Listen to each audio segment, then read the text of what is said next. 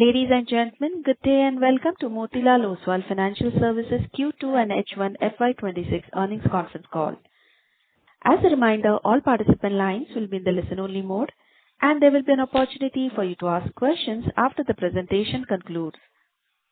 Should you need assistance during the conference call, please signal an operator by pressing star and 0 on your touchtone phone. Please note that this conference is being recorded. I now hand the conference over to Mr. Manish Kayal, Head Investor Relations. Thank you, and over to you, sir. Thank you, Yashashvi. Good afternoon, everyone. I am Manish Kayal. I look after Investor Relations. I welcome all the participants on behalf of Motilal Oswal Financial Services Limited to take time out to attend our Q2 and H1 FY26 earnings call. We hope that you had an opportunity to go through our investor deck and press release, which was uploaded on our stock exchanges and on our website yesterday. We have also uploaded our Excel data book, which has a detailed operational and financial numbers on our website. Please note that today's discussion may include forward-looking statements, and these forward-looking statements are based on our macro assessment, and actual delivery outcome may vary. With that, I will introduce our management participating on this call. So we have Raamdeo Agrawal, who is the chairman of the group, Mr. Motilal Oswal, managing director and CEO, Mr. Naveen Agarwal, group managing director, Mr. Ajay Menon, CEO of wealth management business, Mr. Prateek Agrawal, MD and CEO of Motilal Oswal Asset Management business, Mr. Ashish Shankar, CEO of private wealth management, Mr. Sukesh Bhowal, CEO of housing finance, Mr. Sanchit Suneja, who is our group chief strategy officer, Mr. Shalibhadra Shah, our group CFO. We'll start the call with an opening remark by Naveen, and then we will have a Q&A session. Over to you, Naveen. Thanks. Thank you, Manish, and good afternoon, everyone, and welcome to the 2Q FY27 earnings call. I'll start by sharing some key highlights. 2Q FY26 continues to witness strengthening of most of our businesses. It was a resilient quarter led by our annuity businesses. Our operating profit after tax grew by 2% to 554 crores. This was led by strong growth in our asset and private wealth businesses that grew by 36% year on year.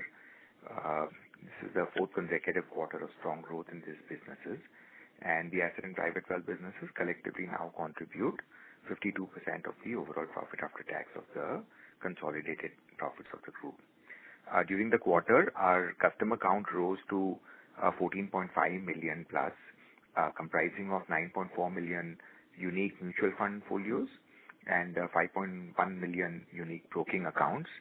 And our assets under advice grew to over 6.7 lakh crores during the quarter.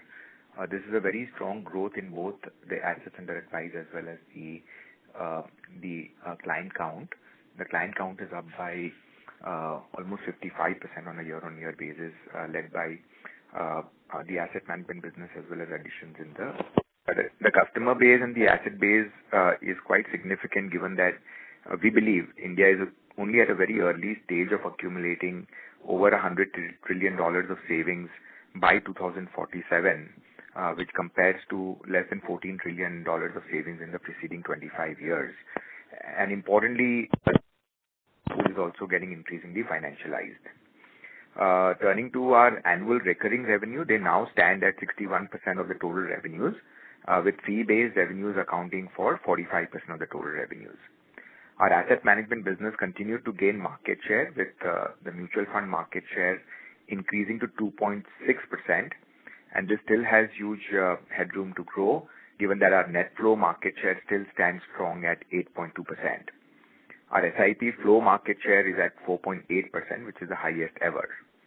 On the alternate side, we closed the first close of our IBEF, our Growth Equity Series 5 fund, at 6,900 crores of first close on a total size expected to be raised of 8,350 crores. This is nearly 2 times the size of the previous IBEF 4 that we raised. Our private wealth business is on a strong growth path, with net sales growing 3x in 2Q to 7,358 crores, taking the total AUM to 1.87 lakh crores. and we service over 7,000 relevant families. The investment banking business continues to witness higher deal executions, propelling the Motilal Oswal Group to rank number 1 in IPO, QIP, and rights issues, led by 39 deals worth nearly 50,000 crores executed in the first half of this financial year. During the quarter, our long-term credit rating was upgraded to AA+ with a stable outlook. This is the highest rating ever granted to any non-bank domestic capital market player in India. The upgrade reflects strength of our diversified business model, increasing share of predictable annuity recurring revenues, a strong balance sheet, a strong growth in net worth, and disciplined financial management. We believe that the upgrade is expected to improve access to institutional capital and importantly reduce our cost of funds. We also strengthened our board, increasing the count from 10 to 14 members. We are really happy to welcome Prateek Oswal and Vaibhav Agarwal as directors. We are equally glad to have Mr. Joseph Conrad D'Souza, a senior HDFC Group veteran for 4 decades, and Mr. Ashok Kumar Kothari, a senior IRS officer for 3 decades of distinguished career, joining our board as independent directors, enhancing the board's diversity, oversight, capability, and strategic depth. Turning now to the segmental performance, starting with the asset and private wealth business, the AMC business continued its momentum during the year with a strong market share gain driven by continued strong investment performance. Our net flows in the second quarter increased 56% year-on-year to over 20,000 crores, and our AUM stood at 1.6 lakh crores as of 30th September 2025, which is up by 46% year-on-year. As I speak to you, this AUM has first crossed 1.7 lakh crores as of yesterday. Even as we continue to invest heavily in talent, in distribution reach, marketing, the operating leverage from share gain led by AUM growth should be a strong driver to the growth in the profits of the AMC business. 91% of the AUM of the asset management company outperformed the respective benchmarks in the past 3 years. Our mutual fund market share at 2.6% is the highest ever. Our net sales market share, which was 7.7% in the previous quarter, has risen to 8.2%. Our SIP market share too hit an all-time high of 4.8%. We added 17 lakh SIPs in the second quarter. Our SIP flow during the second quarter alone stood at 4,172 crores, resulting in an SIP AUM book of 28,432 crores. Our alternates AUM in the asset management company stood at 33,872 crores, and the net flows of the asset management business grew to 14,000 crores plus in the second quarter. During this quarter, we executed the first close of our IBF, as I spoke about, which is targeted to raise nearly 2 times its previous series. In fact, right from the series 1 that we raised about 18 years back to today, every single series has witnessed a doubling of AUM from IBF 1 to 2 to 3 to 4, and now a raise of $950 million for IBEF 5. Our private equity business currently has fee-earning AUM of nearly 17,000 crores across growth capital funds and real estate funds. We expect a substantial amount of carry, which will be realized at the close of these funds. We are planning to launch a private credit vertical soon, which will be a new segment within the alternates segment. All of these initiatives in the asset management business is expected to increase the share of this business within the overall consolidated operating profits of the group. Turning to the private wealth management business, the AUM in this business stands at 1.87 trillion rupees. We serve more than 7,000 relevant families, which have more than 1 crore of AUM with us. Q2 witnessed a revenue growth of 64% and a PAT growth of 97% on a year-on-year basis.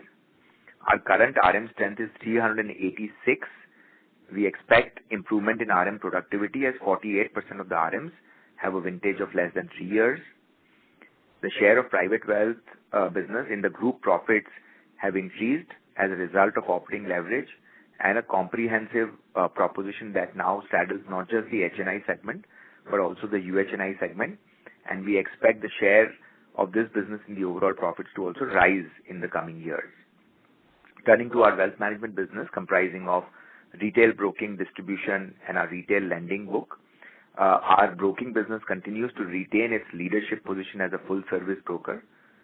The retail cash broking market volumes stood at 2,776 crores in Q2 FY26. Our cash volume market share was robust at 7.1%, and F&O premium market share stands at 8.7%. The blended ADTO market share stands at 8%. We believe we are the largest broker in India in the cash segment in terms of revenue market share. Share of broking revenues in wealth management segment revenues has declined from 60% in FY21 to 33% in 2Q FY26, led by sharp focus on growing our distribution business, reflected in net flows rising to over 3,000 crores in 2Q. Consequently, the distribution book grew at a compounded 36% from 11,000 crores in March 21 to over 40,000 crores in September 25. And contribution of this segment in our revenues for the wealth management business increased from 12% in FY21 to 17% in 2Q FY26. We intend to increase the revenue share of distribution within wealth management, and we are well positioned to achieve this. Our NII grew by 13% year-on-year due to book growth and improvement of spreads. The total loan book stands at 6,300 crores in this business. Turning to the capital market business, 2Q is another strong quarter for our institutional equities and investment banking business. We completed 39 deals in our investment banking business in first half, with cumulative capital raise of 50,000 crores, and our fee income delivered a robust 65% growth year-on-year to 120 crores. I repeat, we were ranked number one on QIP's and IPO league table in India in the first half of FY26 in terms of number of issuances. The IE business continues to increase its research coverage, now covering 332 companies or 73% of the market cap, and we continue to strengthen both the institutional equities and the investment banking teams. Turning to the home finance business, the business continues its growth momentum with disbursement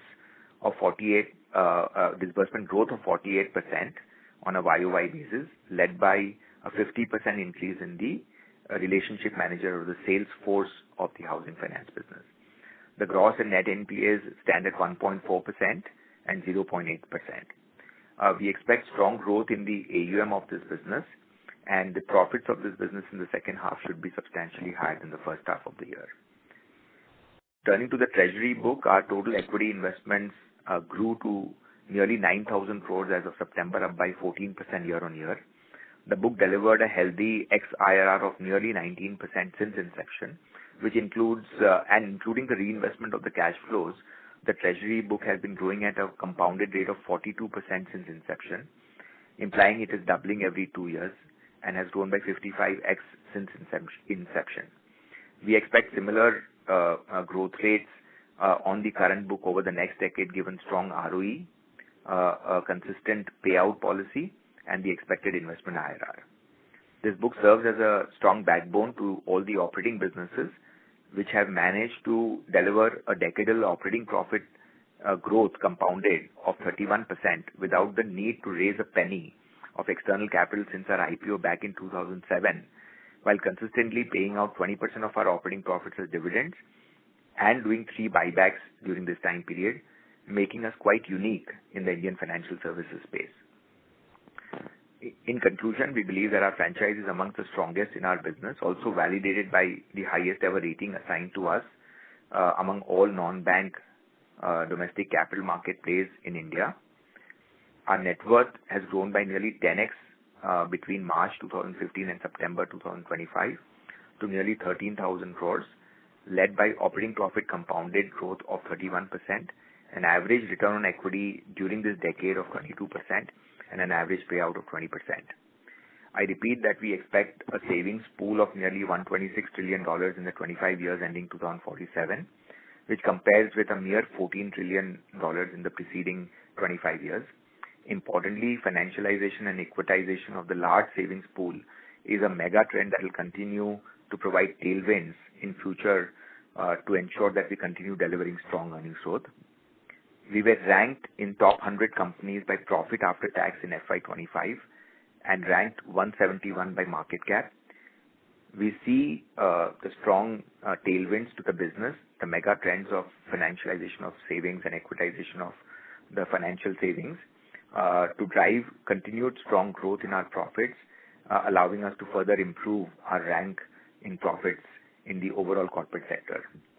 There's also a large headroom available to gain market share vis-a-vis market leaders in our key businesses, as the leaders are nearly 5 to 10 times our profits or AUM in some of these businesses. Our twin engine business model should enable us to drive continued growth, which is above the markets without the need to raise any capital, even as we continue to make meaningful investments in our businesses. We'll now open the floor for Q&A. Thank you. Thank you very much. We will now begin the question and answer session. Anyone who wishes to ask a question may press star and 1 on the touchtone telephone. If you wish to remove yourself from the question queue, you may press star and 2. Participants are requested to use handsets while asking a question. Ladies and gentlemen, we will wait for a moment while the question queue assembles. We'll take our first question from the line of Sukrit D. Patil from Eyesight Fintrade Private Limited. Please go ahead. Good afternoon to the team. I have one specific question for Mr. Ramdev Agarwal, sir. As the financial services space gets more competitive, how is Motilal Oswal planning to build a long-term differentiation, not just through product variety, but through deeper client engagement or platform strength? Yes, sir. Yeah. So we are looking at businesses. Of course, we have tried to build complete capital market powerhouse. In the sense that when the individual savings enter the market, they enter through 2 routes. One is the broking route for direct stock, and one comes through the mutual funds. So we have tried to enter both the businesses, and the HNIs, they come through private equity also. So all the 3 places we have positioned ourselves, and we are trying to build to best of our capability. And since 2020, we know the demat revolution has started, and we are getting about 30 to 40 million customers every year. There's a vertical expansion of the market, and in that, every business has different dynamics in the sense that wealth management, asset management, private equity. So everywhere we are doing well, though we are not, except for iBanking, where we are the largest number of deals we have done in the last 12 months. Other places we are still in the ranking in the sense that we are in top 5 or 6 or 7. In broking we are number 3 or 4. In asset management we might be in top 15. So there is we are trying to build excellence in all the businesses which are related to the capital market, which is helping the individuals save and orient deploy the money into the right kind of stocks. So the thought has been very simple, but we have remained focused around think equity, think Motilal Oswal. So bringing all the prowess into understanding what it takes to make money in the equities and build a corporate around that. That's what has been a thought process. I don't know whether it answers your question. It's fair enough. My second question and final question is to Mr. CFO.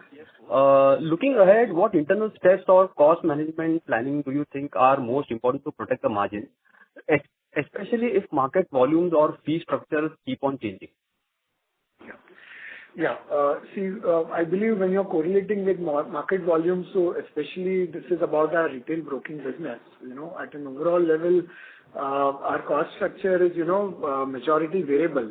Only about 1/3 of our costs are fixed and 2/3 of the costs are variable in this business. The business has 2 channels, especially one is our branch channel and another is our external wealth management channel. So our fixed costs are very lean. And, in times when volume growth is lesser in the market. I think that's where you will see our operating margins are pretty stable. That's why our cost to income ratios are, and margins are always, very, very stable in such times where volumes are low. So cost structure-wise, overall, I think that's our strength. I think as a group, overall, our PBT margin is 50% and above, which is best in class in the industry. Yeah. Okay, thank you, and I wish the team best of luck for Q3. Thank you. Thank you. Next question is from the line of Mahek from MK. Please go ahead. Yeah, thank you so much for the opportunity. My first question would be basically on the SEBI consultation paper. So just wanted to hear the management's thoughts on the same, and how would it be impacting the asset management and the capital market segments if the final regulations were to mirror the draft ones. Secondly, on the distribution income for the wealth management segment, that has declined on a sequential and YOY basis. So what would be the reason for that? Thirdly, if I look at the sequential movement in the brokerage income across wealth management and the private wealth management businesses, the wealth management segment has witnessed a decline while the PWM segment has seen strong sequential growth. So what would explain the improvement in the private wealth management business? And third would be just to understand your deal pipeline in the capital market segment. Just from an understanding perspective, like how would the revenue look for Q3 and Q4? So these are my 4 questions.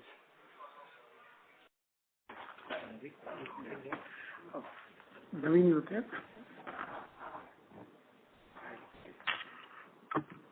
Go ahead, Shali.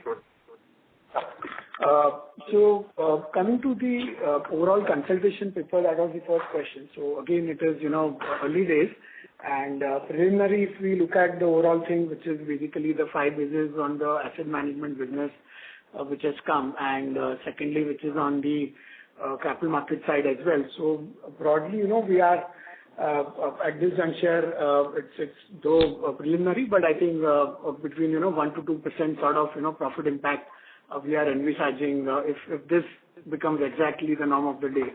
While of course there is a lot of representation and discussion in the industry around that. Moving to secondly, on our distribution business, on the wealth management segment, the distribution revenues, includes one is your annual recurring revenues and one is your transaction revenues. So if you look at our annual recurring revenues in the distribution business, they have been growing. So YY they are up by almost 37-38%. Yeah. But the transaction revenues that could be volatile, as guided earlier also, it could include secondary transactions, unlisted transactions, co-investments, which could be lumpier, and that is the reason you would see that the quarterly or the YY impact of those transactions are there. But if you look at first half to first half of last year versus this year, we are up 50% on our distribution income in the retail broking business. Coming to the third question on the brokerage revenues on the wealth segment versus the private wealth segment. So on the wealth segment, yes, what we see is more impact of the F&O driven regulations coming in, which has resulted the fall on sequential as well as the YOY basis. The YOY fall is pretty substantial, but I think on a sequential basis it has now flattened out. Whereas on the private wealth side, it's more from the ultra HNI family office segments where of course the relative nature of F&O revenues are lesser. So that is the reason you will see some bit of difference between the both. Of course, it is not controllable, but it's natural flow of the market. Coming to the overall fourth question on the capital market segment deal pipeline. First half, as I think what Naveen mentioned, I think we were ranked number 1, and we've done 39 transactions, and we carry very healthy deal pipeline to flow coming to the quarter 3 or quarter 4 of this financial year. And if market conditions were to remain pretty sound, I think we believe we will be able to have similar quarters of growth and profitability. Okay, got it, sir. Thank you so much. It answers my questions. Thank you. Thank you. Next question is from the line of Mohit Surana from HDFC AMC. Please go ahead. Yeah. Hi. Just two questions from my side. Not sure if it's been already addressed, but wanted to understand the trend in the brokerage revenue for the capital market business. It showed a sort of a bump up last quarter, post which it is normalized. So just wanted to understand the trend there. And also on the asset management business, if you could just ballpark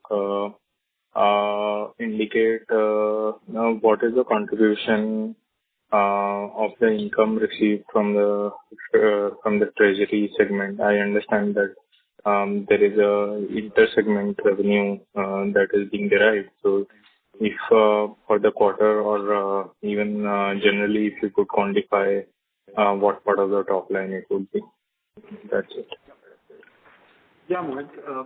So on the trend in the brokerage revenue on our capital market segments, while QOQ will show, a drop, but, see, this is a multi-product business. Again, capital market, we have, multiple things. One is you have blocks, one is the domestic revenues, you have iBanking fees and all. So I think it's basically driven by season. So whatever is, the flavor of the season, we go and, execute.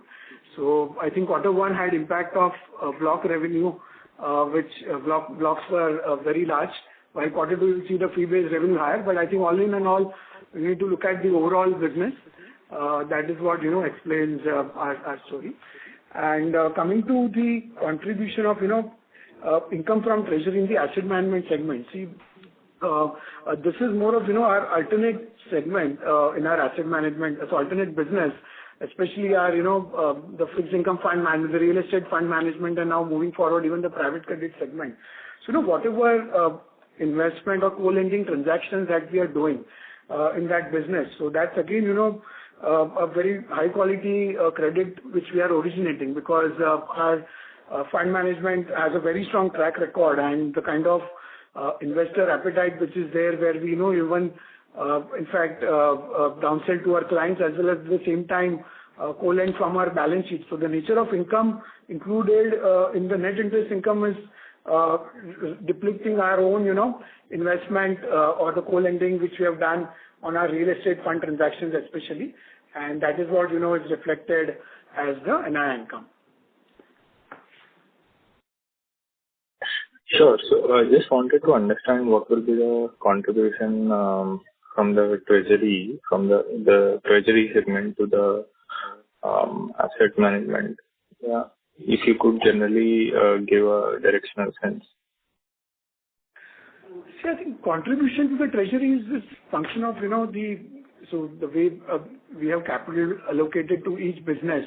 So basis that, asset management segment has a net worth allocation of, about 1,800 crores, and that net worth allocation includes this portion of, the co-lended book, which I discussed, which is about 800 crores. And the rest 1,000 crores is basically the other income representing the interest income, which we, create out of the allocation of the capital across businesses. So that's, the contribution. And going forward, as I said, the operating cash flows, will continue to deploy out of the asset management segment into such kind of, business opportunities, which will gradually keep growing. And otherwise, the free cash will be, allocated to the treasury capital as we, invest all our free cash flows after paying dividends into our treasury segment, which is the equity segment. So to that extent, asset management segment will continue to get the carry income on that. Got it. Okay. Thanks a lot. Okay. Thank you. Next question is from the line of Neil John from B&K Securities. Please go ahead. Hello, sir. Thank you for the opportunity. I have a couple of questions, one on the wealth management business and one on the private wealth management business. So firstly, on the wealth side, we've seen that the distribution assets earning trail fees has decreased sequentially, which is also reflected in the distribution income coming lower. So I will want some commentary on that. And so secondly, on the private wealth side, there seems to be some change in the reporting of our RMs and the number of families And this has kind of had an impact on the cost base also for the quarter, which has come down sequentially around 12%. So some commentary on that also, sir. Yeah. On the first question in terms of the distribution business in the wealth segment, so I think I already explained that. Again, I'll reiterate it. ARR, revenues have grown, whereas the impact is because of our transaction revenue. So if you look at YOY basis, I think our ARR revenue growth is pretty strong at, about 30% and above, in line with, the growth in the ARR assets. So we continue to expand our ARR base of assets. We are very fast growing, as Naveen highlighted at the start of the call also, our distribution revenue mix has been outgrowing. Our distribution asset base has been again outgrowing in the overall mix of our distribution and DP assets. So I think the ARR revenues continue to grow, so there is no impact on that at all. The transaction revenue is the line item which has led to, the volatility in the overall distribution revenues. And coming to the second question in terms of, I think at the start of the call, we, highlighted that our RM base and the family base. I think on the family side, we, have considered the relevant families. Earlier, we used to report all the families, but looking at the industry best practices, we have realigned, our families to make it, look logical, and we report as, families having above 1 crore rupees of AUM with us. So that is why you will see, to that extent, we have restated the family count.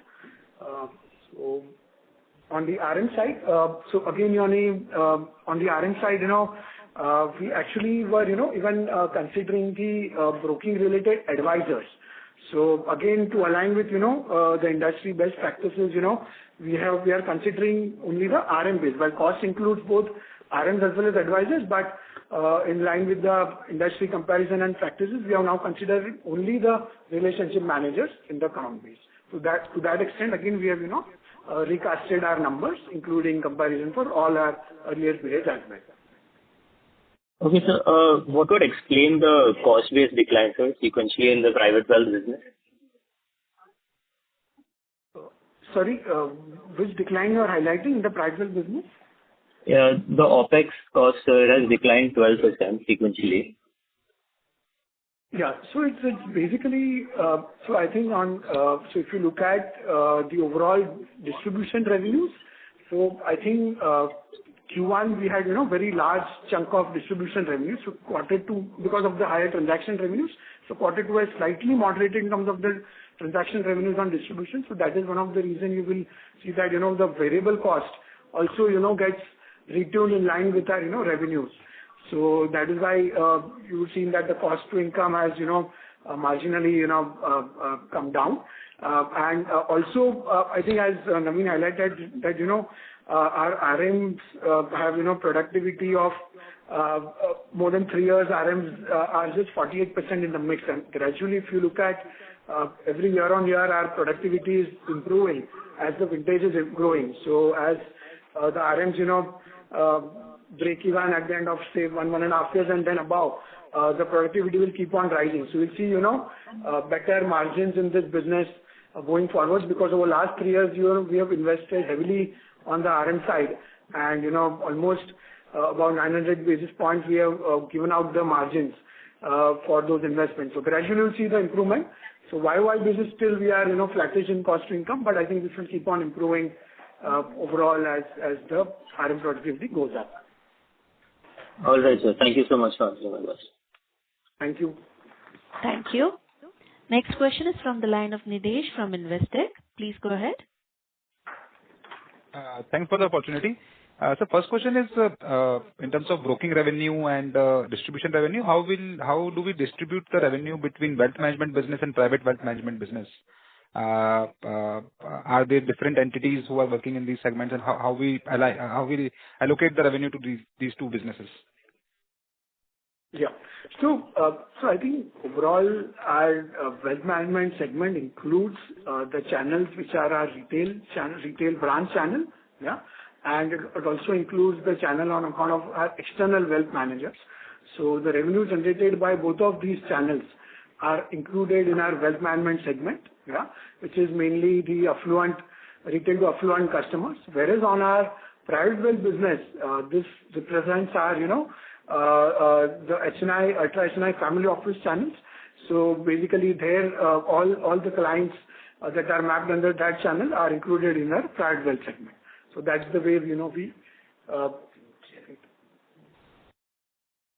Is there a possibility that wealth management client can transition to private wealth management client over a period of time, or that is not possible at all? Yeah. So if the size of his, asset increases, then certainly, private wealth would, they are more polished RMs, they would, typically service those families. Sure. And the second question is, what is the reason to move certain real estate assets from treasury to the asset management business? What is the rationale behind that? Yeah. So I think the rationale is that well, I explained that, but I think the whole purpose is because, see, this is originated by our real estate fund team, right, which is part of our alternate business. So while they were doing those transactions, but as we are, increasing the base of this entire business, the transactions on our real estate fund team, now even private credit transactions will get originated. We use our balance sheet to lever and in fact, co-invest in those transactions because, to even keep a leverage of 1:1 moving forward with the kind of net worth growth that we have, we will, have more of such high quality credit paper going forward. So this is, part of our operating engine, which, at the start it was, put under our treasury segment, but rightfully now, we have reclassified this under the operating segment of our alternate business. So that's the thought process going forward. The third question is on the cash ADTO market share. There we have been losing market share for some time. So why what are the reasons behind that, and what is the strategy to gain market share or maintain market share from here onward? Yeah, from the overall cash market perspective, as you said, we have got market share in this kind of market because typically we have our base is on the research and advisory perspective, and we also advise the customers based on the market situation. So in these kind of markets, we have also been a little cautious on the overall market. So which reflects in our overall client relationships and the overall external wealth managers and the advice. We are very cautious about the market situations. So typically, in the past years, we have seen that in a flat to downward market, our market share is comparatively impacted on the lower side. At the same time, when the markets are booming, the overall positioning on the advisory and research comes in where the market share goes. So it's more to do with the market situations that the market share is a little falling in this kind of markets.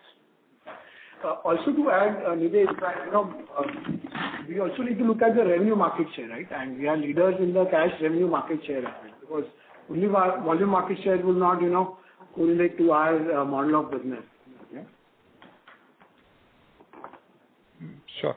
And then lastly, there is a request that please don't make any changes to data sheet, because our models are linked to your data sheet and it creates a lot of confusion for us and becomes very difficult to model if there is a change in the data sheet. So there's a request, don't make any changes in the data sheet, sir.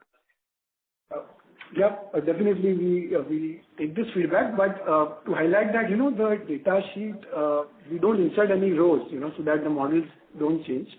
We in fact only add more rows or if there is any reclassification, if at all or regroup, which is the auditors or our business modalities, we, highlight them as well clearly and restate even the earlier periods so that, things remain intact.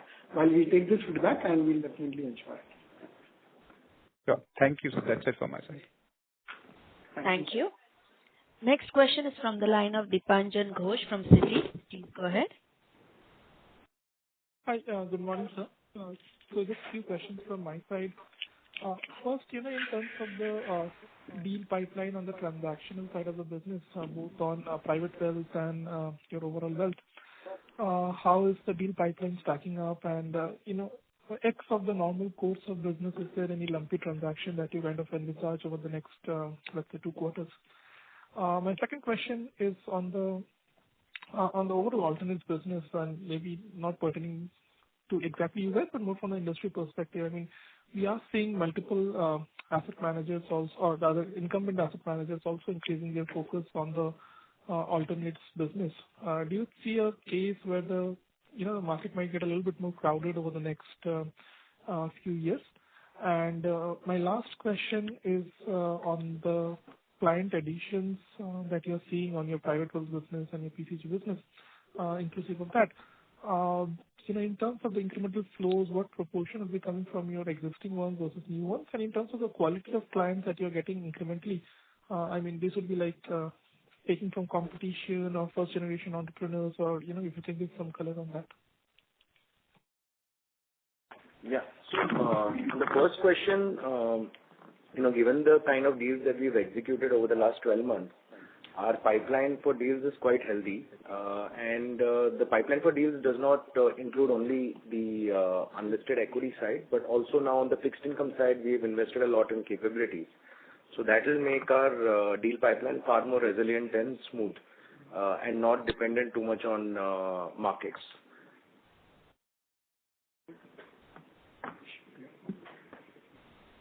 Yeah. So typically, to answer the third question in terms of flows from new clients versus existing clients, typically what tends to happen is that clients who sign up, they normally sign up with a smaller allocation initially, and then they tend to scale up over time. So broadly, you will see that about 75% of the flows coming from existing clients which are acquired the previous year or the years before that, and about 25% of the flows coming from newer clients. And then the clients who get acquired in this financial year, they get scaled up over time. On new competition coming into alternates, so this is having a positive rub-off because alternate as a category is not very well understood in the hinterland. To give you an example, few years back, on a monthly basis, the max a house would be doing would be between 500 and 700, the max. And now, while competition has come in, and one of the largest mutual funds in the country has been focusing on this business, multiple houses are doing numbers close to 1,000 crores a month on a trot. So when a large house comes in, the awareness across the country increases. Number of clients who were earlier only mutual fund clients also open up to alternates. It results in widening up of the marketplace. And I would dare say, with us present across the country, market share of an entity like ours should not fall. It could actually go up, because in these spaces, the new entrant will find a market. We would also be present. Sure. Thank you for the answers. Just one request following up the previous participants, point. I just could not find one of the sheets in your database this time on the reconciliation part. If you can kind of update that will be really great. Thanks and all the best. Yeah, sure. We'll be sharing it separately. Thank you. Thank you. We'll take our next question from the line of Lalit Dev from Equirus Securities. Please go ahead. Yeah, hi, good afternoon. So just 2-3 questions. So firstly, I'm sorry to interrupt. Lalit, can you use your handset mode, please? Your voice is not very clear. Yeah, is this better? Yes, please go ahead. Yeah, so I was asking, so like you mentioned in your earlier remarks that the overall impact because of the consultation paper could be in the range of around 1 to 2%.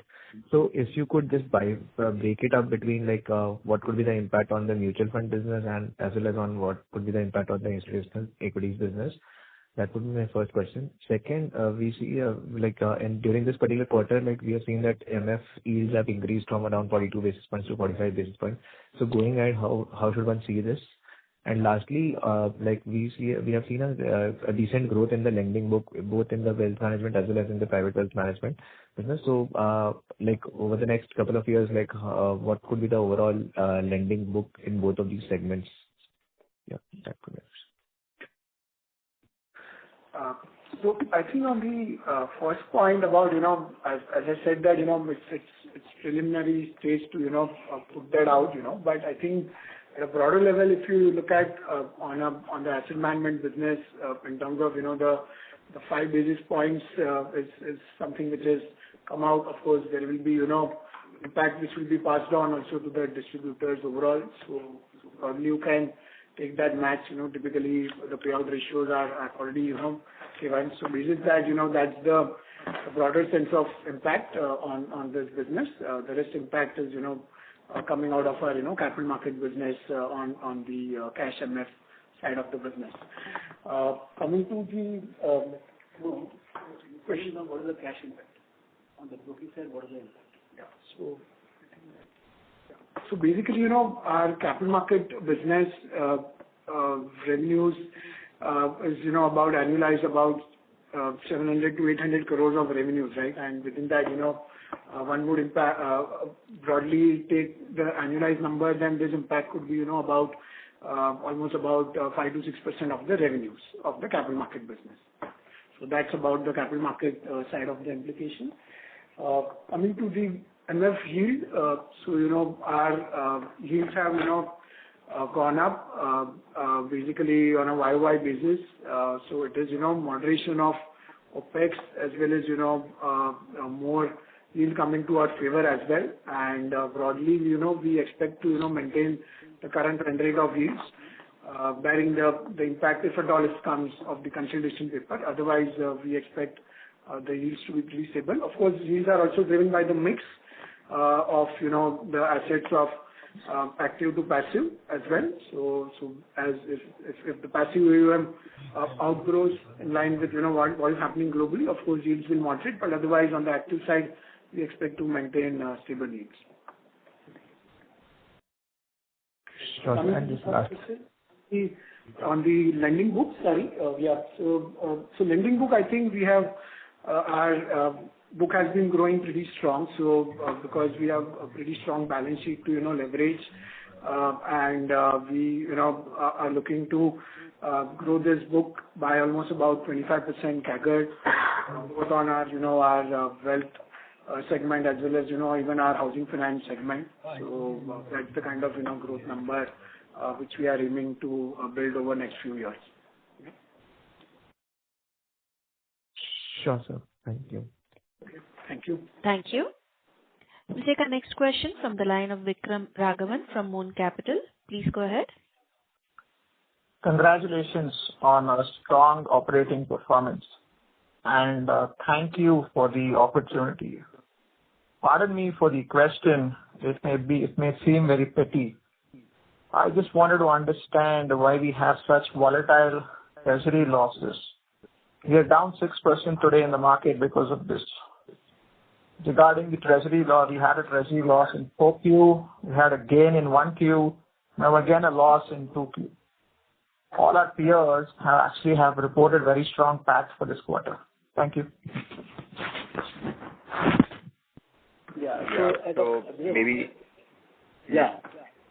So basically, this is a part of our design of the firm. If you look at our presentation, we have a twin engine model where our operating businesses have very high return on equity, require very little capital, right? And then the rest of the free cash flow that we generate serves as our skin in the game in all the products that we offer to our clients, whether it is mutual fund, PMS, AIF, PE, RE, now private credit, basically the whole bunch of products that we offer. Now that's why we report the operating profit. Markets may choose to look at the reported profit after tax. Media may choose to report only the change in the reported profit after tax. There could be maybe short-term volatility due to this. But I think the important number that any analyst or a investor needs to focus on is that ever since this book, we started doing this, for a decade, this book has grown at 42% per annum. 19% is the IRR, which is a return ex-IRR on this book since inception. And the balance is the 80% post 20% operating profit of the post 20% dividend payout of the operating profit, the balance 80% getting rechannelized. And when you have a return on equity of over 20%, then you have substantial, free cash flows being available to be added to that treasury book, apart from the 18.9% XIRR that you've seen. So, by design, I explained to you that this treasury book has grown 55x. You may have also seen that this quarter we became the first of our kind in India to be rated AA+ with a stable outlook. There is no other firm in India. What is left now is a positive outlook on AA+ and a AAA rating, which is unprecedented. So there's a strong balance sheet, and by the way, also when you are talking about comparison with our peers, nearly every single peer of ours routinely raises capital every second or third year. We IPO'd in 2007. 18 years into our journey, after 3 buybacks, after paying out 20% of our profits as dividends, we haven't raised 1 rupee of capital in the holdco or any of our subsidiaries. Right? So if you see the growth rate of our earnings available to our investors, our EPS growth is in fact been higher than our profit after tax growth. And this strong balance sheet is the reason for the rating upgrade, is the reason why cost of funds are among the lowest compared to our peers. And I think in times to come, I've already guided in my opening remarks that we see nothing changing in terms of the next 10 years compounding of this book. And I would only urge you to wait and watch what magic this treasury book then creates as it becomes far more colossal in its size. However, given that we have all our products that we do for our clients being equity. We are basically an equity house. A large part of this treasury book is invested in equities, and on a quarter-on-quarter basis, equity markets could be volatile. But I think important thing is to see what it has done over a 10-15 year period, which is a growth of 42% in the treasury book and an XIRR of 19% per annum. Thank you for the detailed answer. Thank you. We'll take our next question from the line of Sanjaya Satpathy from Ampersand Capital. Please go ahead. Yeah, hi. My first question is that in your opening remark, you mentioned about margin recovery, margin to be better in second half compared to first half in some of your core business.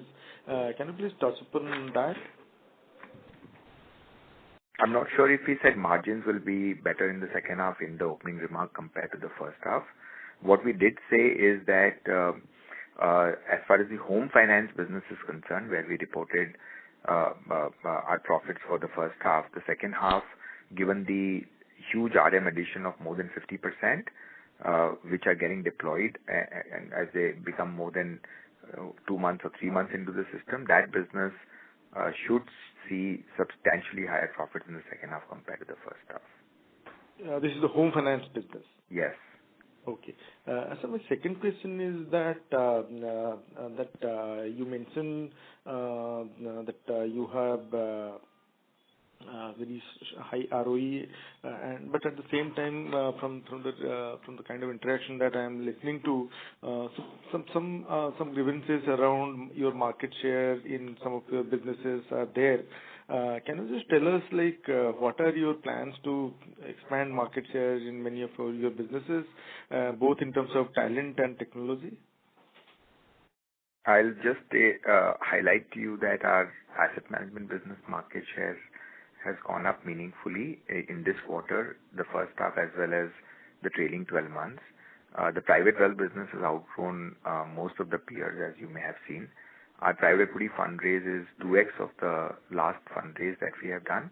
Our home finance business disbursement growth is one of the highest in the industry. You're absolutely right.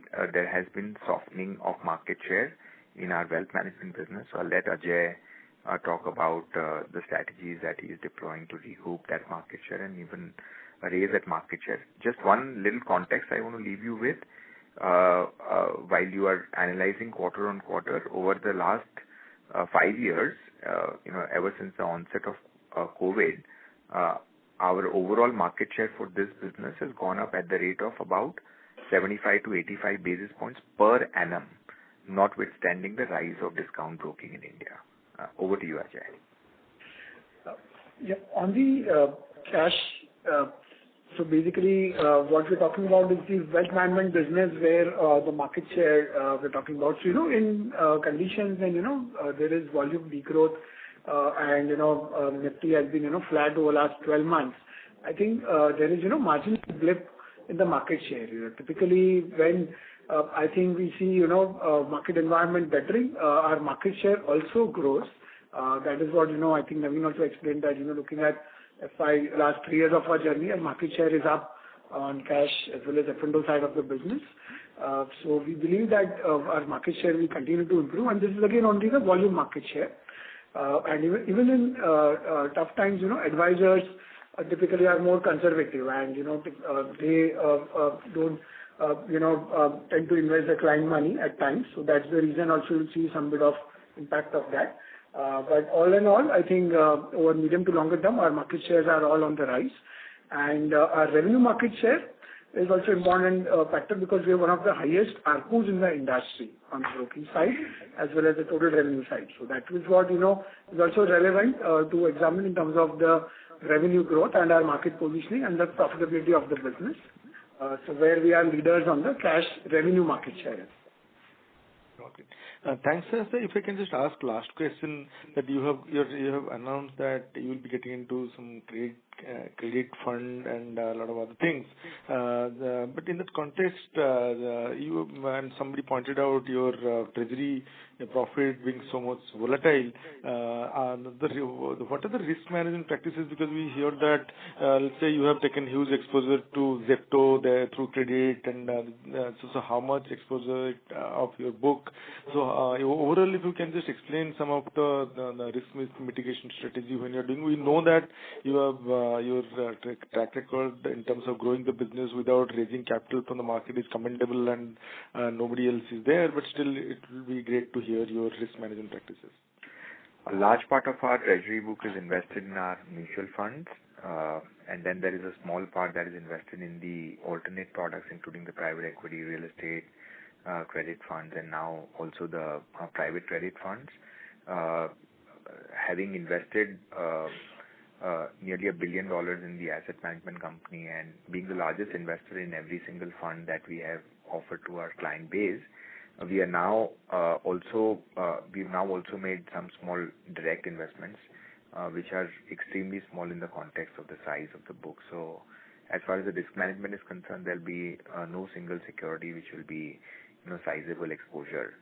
Your point about taking credit exposure to some unlisted, that is a wrong media report. So you can ignore that. Thank you so much. Thank you. Ladies and gentlemen, due to time constraints, we will take that as the last question for today. I now hand the conference back to Mr. Shalibhadra Shah, Group Chief Financial Officer, for closing comments. Over to you, sir. On behalf of Motilal Oswal Financial Services, we thank every participant for attending the Q2 FY26 con call. In case you have any further questions or clarifications, please do get in touch with our investor relations desk. Thank you and have a great day. Thank you. On behalf of Motilal Oswal Financial Services, that concludes this conference. Thank you for joining us, and you may now disconnect your lines.